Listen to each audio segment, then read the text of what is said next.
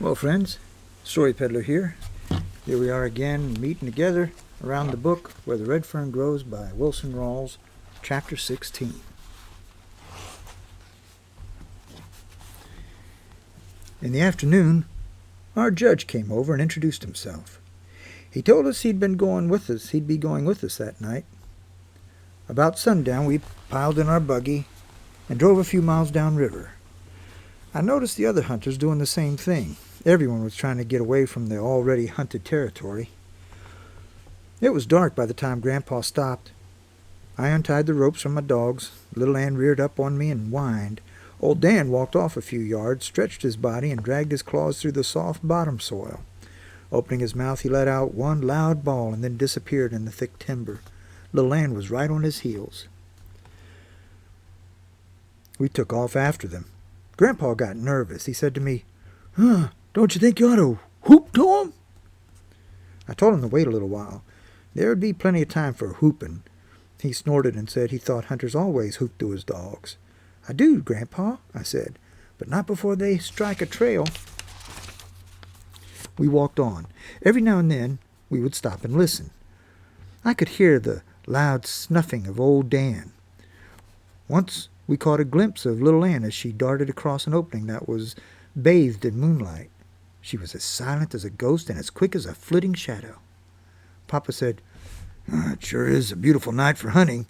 The judge said, "Well, you can't beat these Ozark Mountain nights for beauty. I don't care where you go." Grandpa started to say something. His voice was drowned out by a bell-like cry of little Ann. In a whisper I said, "Come on, Dan. Hurry and help her." As if in answer to my words, his deep voice hammered its way up through the river bottoms. I felt the blood tingling in my veins. That wonderful feeling that only a hunter knows crept over my body. Looking over at Grandpa, I said, "Now you can whoop." Jerking off his hat and throwing it back his head, he let out a yell. It wasn't a whoop or a screech. It was about halfway in between. Everyone laughed. The coon was running upriver toward our campground. We turned and followed. I could tell by the dogs' voices they were running side by side and were hot on the trail.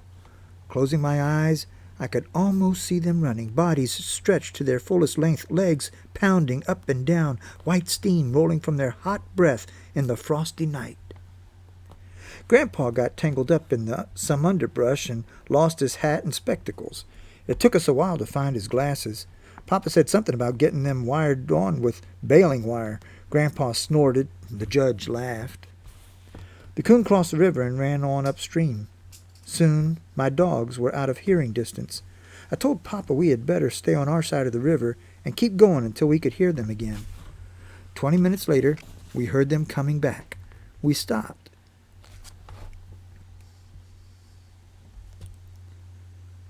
"I think they've crossed back to our side," I said. All at once the voices of my dogs were drowned out by a loud roar.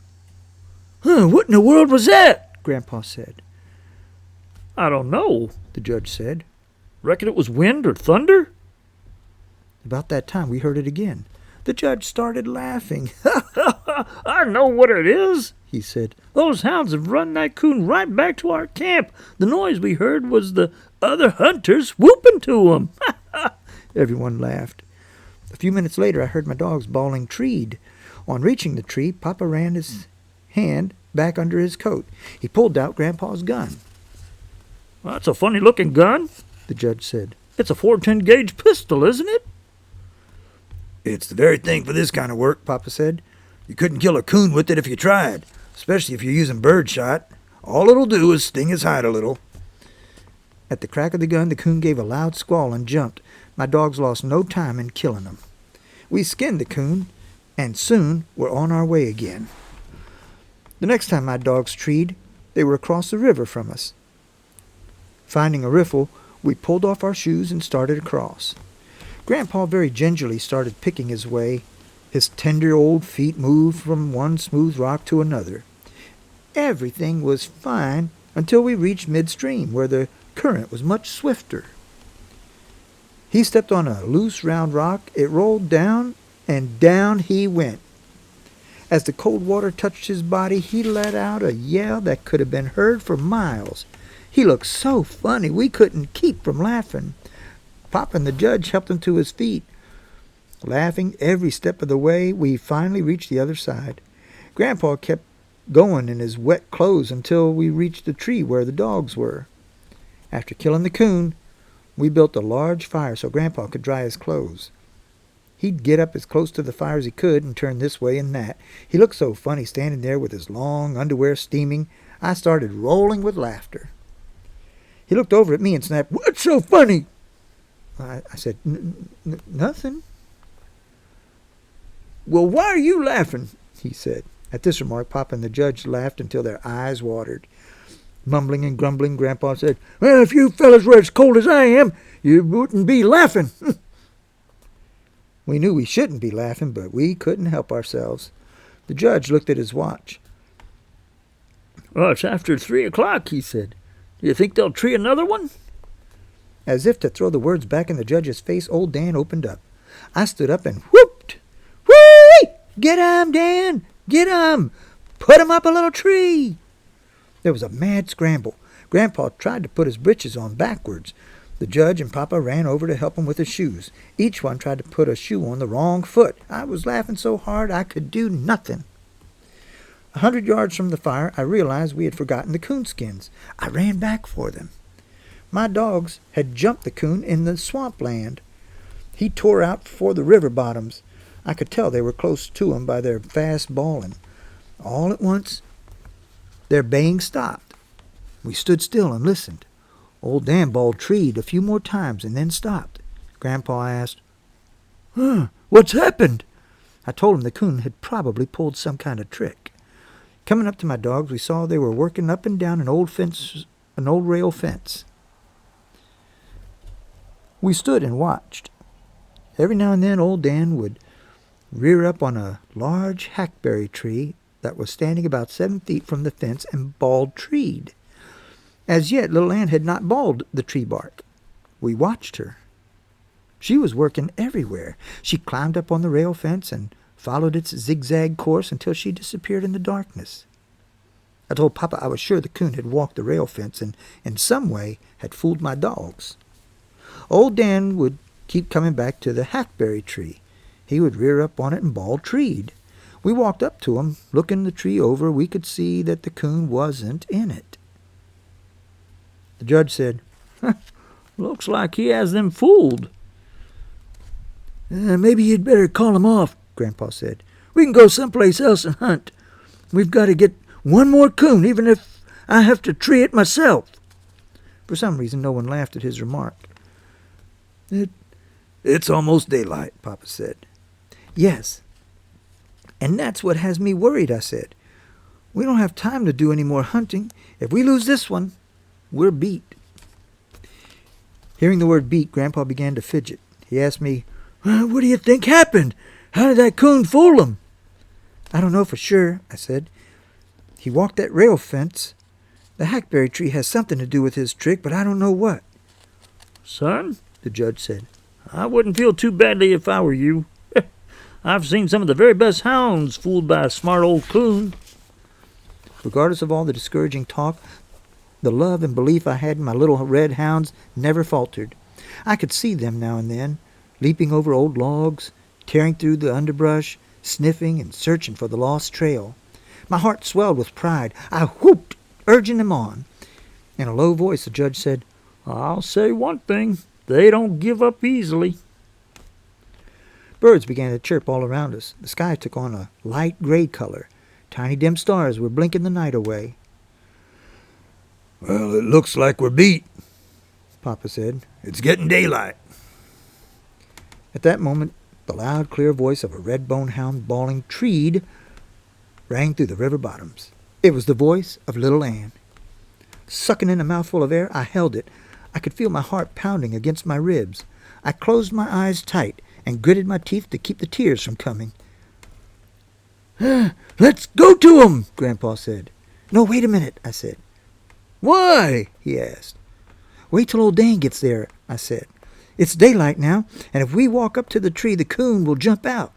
It's hard to keep a coon in a tree after daylight. Let's wait till old Dan gets there. Then if he jumps, he won't have a chance to get away." The boy's right, the judge said. It's hard to keep a coon in a tree after daybreak. Just then we heard old Dan. His deep voice shattered the morning silence. Searching for the lost trail, he had crossed the fence and worked his way out into an old field. Turning around, we saw him coming. He was a red blur in the gray morning shadows, coming to the rail fence, and without breaking his stride, he raised his body into the air. About halfway over, and while still in the air, he bawled. Hitting the ground with a loud grunt, he ran past us. Everyone whooped at him. Ahead was a deep washout about 10 feet wide. On the other side was a canebrake. His long red body, stretched to its fullest length, seemed to float in the air as he sailed over it. We could hear the tall stalks rattling as he plowed his way through them. A bunch of sleepy snowbirds rose from the thick cane, flitted over, and settled in a row on the old rail fence. Nearing the tree, we could see it was a tall sycamore, and there, high in the top, was the coon. Grandpa threw a fit. He hopped around, whooping and hollering. He threw his old hat down on the ground and jumped up and down on it. Then he ran over and kissed Little Ann right on the head. After we killed and skinned the coon, the judge said, Let's walk back to that old fence. I think I know how the old fella pulled his trick. Back at the fence, the judge stood and looked around for a few minutes. Smiling, he said, Yes, that's how he did it. How? Grandpa asked. Still smiling, the judge said, That old coon walked this rail fence. Coming even with the hackberry tree, he leaped up on its side and climbed up. Notice how thick the timber is around here. See that limb way up on the top? The one that runs over and almost touches the sycamore? We saw what he meant. The coon walked out on that limb, he said, leaped over and caught the sycamore limb. Repeating this over and over from tree to tree, he worked his way far out into the river bottoms. What I can't figure out is how that hound found him. Gazing at Little Ann, he shook his head and said, I've been hunting coons and judging coon hunts for 40 years, but I have never seen anything like that. He looked at me. Well, son, he said, you have tied the leading teams. There's only one more night of eliminations. Even if some of them get more than 3 coons, you will still be in the runoff. And from what I've seen here tonight, you have a good chance of winning the cup. I knew that Little Ann had scented the coon in the air the same way she had the ghost coon. I walked over and knelt down by her. The things I wanted to say to her I couldn't for the knot in my throat, but I'm sure she understood. As we came into the campground, the hunters came out of their tents and gathered around us. The judge held up the 3 big coon hides. There was a roar from the crowd. One man said, That was the most beautiful sight I've ever seen. What was a beautiful sight? Rather, what was the beautiful sight? Grandpa asked. Well, the last night those little red hounds brought that coon right through the camp. The judge said, We figured they did when we heard the noise. Laughing, the man said, We heard them when they ran up the other side of the river. Way up above here, they crossed over. We could tell they were coming back, so we doused all the flames, all the fires, and sure enough, they came right through the camp. Those 2 little hounds weren't 50 yards behind the coon, running side by side. Boy, they were picking them up and laying them down, bawling every time their feet touched the ground. I tell you, it was the prettiest sight I ever saw. When the judge started telling about the last coon Little Ann had treed, I took my dogs over to our tent and fed and watered them. After they had had their fill, I gave them a good rub down with a piece of gunny sack. Taking them to the buggy, I tied them up. I stood and watched while they twisted around in the hay, making their bed. That day, I tried to get some sleep in our tent, but the soaking Grandpa had taken in the river had given him a cold, causing him to snore. I never heard such a racket in all my life. I'd have sworn he rattled the paper sacks in our grocery boxes. Taking a blanket, I went out to my dogs. Little Ann had wiggled up as close to old Dan as she could. Prying them apart, I lay down between them and fell asleep. The last night of the eliminations turned out like the second night. None of the judges turned in more than 2 hides. That day about noon, the owners of the other winning teams and I were called for a conference with the head judge. He said, "Gentlemen, the eliminations are over. Only 3 sets of hounds are left for the runoff. The winner of tonight's hunt will receive the gold cup. If there's a tie for the championship, naturally, there'll be another runoff." He shook hands with each of us and wished us good luck. Tension began to build up in the camp. Here and there, hunters were standing in small groups talking. Others could be seen going in and out of tents with rolls of money in their hands. Grandpa was the busiest one of all. His voice could be heard all over the camp. Men were looking at me and talking in low tones. I strutted like a turkey gobbler. That evening, while we were having supper, a hunter dropped by. He had a small box in his hands. Smiling, he said, "Everyone has agreed that we should have a jackpot for the winner. I've been picked to do the collecting." Grandpa said, "You may as well just leave it here right now." Looking at me, the hunter said, "Son, I think almost every man in this camp is hoping you win it. But it's not going to be easy. You're going up against 4 of the finest hounds there are." Turning to my father, he said, "Did you know the 2 big Walker hounds have won 4 gold cups?" Very seriously, Papa said, "You know, I have 2 mules down on my place. One is almost as big as a barn. The other one isn't much bigger than a jackrabbit. But that little mule can outpull the big one every time." Smiling, the hunter turned to leave. He said, "You could be right." Papa asked me again where I thought we should start hunting. I'd been thinking about this all day. I said, "You remember where we jumped the last coon in the swamp?" Papa said, "Yes." "Well, the way I figure, more than 1 coon lives in that swamp," I said. "It's a good place for them, as there are lots of crawfish and minnows in those potholes. If a hound jumps one in there, he has a good chance to tree him." Papa asked, "Why?" "Well, it's a long way back to the river and about the same distance to the mountains," I said. "Either way he runs, a dog can get pretty close to him, so he would have to take to a tree." That evening we climbed into Grandpa's buggy and headed for the swamp. It was dark by the time we reached it. Grandpa handed Papa his gun, saying, You're getting to be a pretty good shot with this thing." "I hope to shoot it a lot tonight," Papa said. Under my breath, I said, "I do too." After untying the ropes from my dogs, I held on to their collars for a minute. Pulling them up close, I knelt down and whispered, "This is the last night I know you'll do your best." They seemed to understand and tugged at their collars. When I turned them loose, they started for the timber. Just as they reached the dark shadows, they stopped, turned around, and stared straight at me for an instant. The judge saw their strange actions. Laying a hand on my shoulder, he asked, "Well, what did they say, son?" I said, "Nothing that anyone could understand, but I can feel that they know this hunt is important. They know it just as well as you or I." It was little Ann who found the trail.